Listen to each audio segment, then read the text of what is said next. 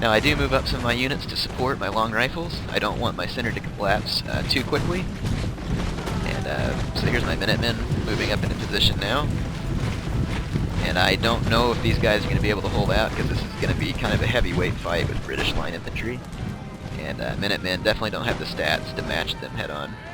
Let's go out here and see how my flanking force is doing again. I'm starting to wrap up on the British, my British opponent. And here he makes a big mistake. He charges in these dragoons and runs into my stakes in the process. And they end up routing without me having to touch them. Now one of the reasons why I figured my opponent was new was because he brought regular dragoons, and to be honest, they're a worthless unit because they can't fire while mounted, or at least I've never seen anybody really use them well. Let's take a look right here.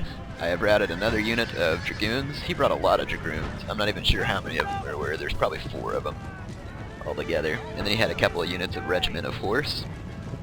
So now my cavalry is going to move up behind the British units, and they're now encircled.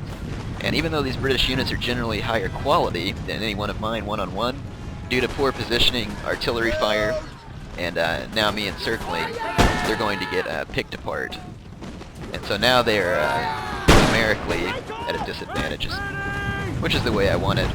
So here's some more British troops here, exchanging fire with my line. I've got my 1st Maryland here, which is an excellent unit.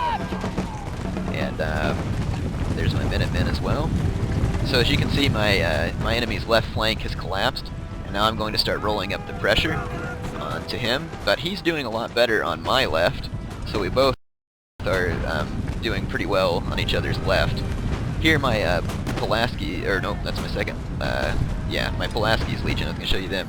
This is called, basically I'm just screwing up these line infantry so that they can't reload properly. My Pulaski's Legion is going to die in there. But this is going to disrupt their reloading process, and that was the whole purpose of charging them in. So as you can see, this whole unit is basically pinned down by my few remaining Lancers, and my Lancers did extremely well in this fight. So that bought my men a few minutes to reload, because my center, I'm taking massive casualties in the center. As you can see, my long riflemen are whittled down pretty badly. My 1st Delaware unit's lost 20 men. This unit of Minutemen is doing okay, but I've taken a lot of losses here in the center. There's my men fighting bravely for the cause of freedom, making me proud. Now here my opponent charges up through the gap. I don't exactly like having these British troops on my flank, and you can see that he's lining up, and he's basically going to just nail my men from the side. So I quickly react by turning my 1st Delaware as well. But I'm going to take quite a beating. In fact, I bayonet charged them. And this was the point in the battle in which I'd wrapped up his flank, and I decided that it's time to get down to business Rome style. So as you can see, the Americans have had enough of their British oppressors, and they're now going to charge in like a bunch of savages and take care of this work old school. As you can see, I have a huge mob of men up here, and they're smashing up these British troops. So yeah, you can see the British there running for their lives, and I'm honorably chasing them down and stabbing them in the back. Definitely the honorable thing to do in this case. Alright, so as you can see, the British are becoming surrounded here. My long rifles here are going to make short work of this artillery as soon as they get finished reloading. And out here in the distance, I've started a fight with one of his regiment of horse. Now mine was better upgraded, but his is actually winning the fight mostly.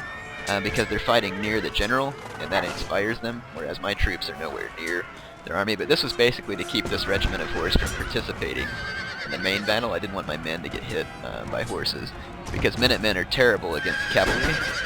Whoa, that's some crazy stuff going on there. Anyway, here's the remainder of my 2nd Continental Light Dragoons, and they're coming in to help finish off that regiment of horse. And now they're going to attack the British general.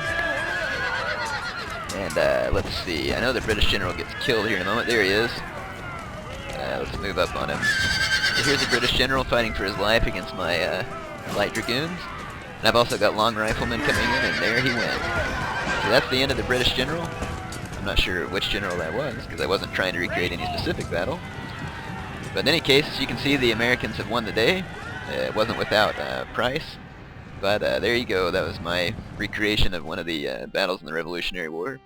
I hope you enjoyed it. I enjoyed playing it. Like I said, my opponent was new, and it's a good thing too, because I've been playing so much Halo that my Empire Total War skills that weren't that great to begin with are now especially bad after weeks of being out of practice. So here's some of my statistics. You can see my 2nd Continental Light Dragoons did amazing. So did my Pulaski's Legion. They had over 100 kills. And I had some other units do really well. This unit of Minutemen got 145 kills, which is outstanding for a unit of militia. 121 kills with those long rifles. In any case, good game to my opponent, King George, and like I said, I hope you enjoyed this fight, and hopefully I got you some good close-ups of some of the elite units of the Americas.